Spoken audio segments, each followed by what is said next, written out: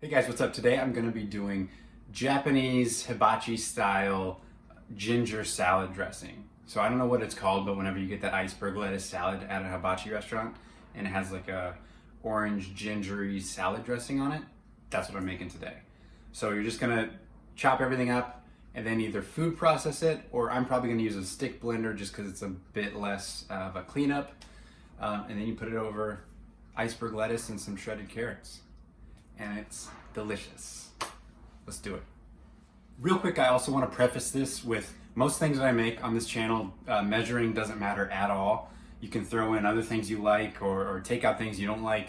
If you measure roughly the amount that you see me do, or you double it or triple it or halve it, almost never will make a difference. This is cooking, which is an art, not a science. You know, baking is a science. That's why I don't like to bake. But with this recipe, measuring out the ingredients is kind of important because if the ratio is off, it won't be as good. That being said, you could still kind of eyeball it and it would be pretty good, but it is kind of worth measuring it exact for this recipe. It pays off in the end.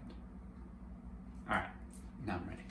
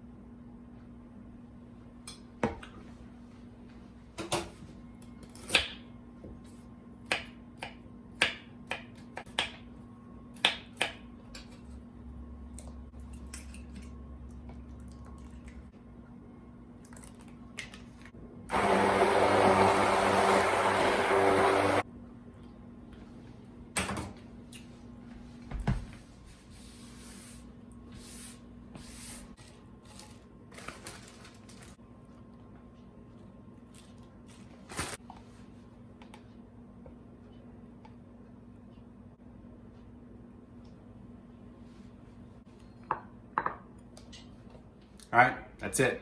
Not the most complex recipe, but a definite crowd pleaser, and it's so easy and quick.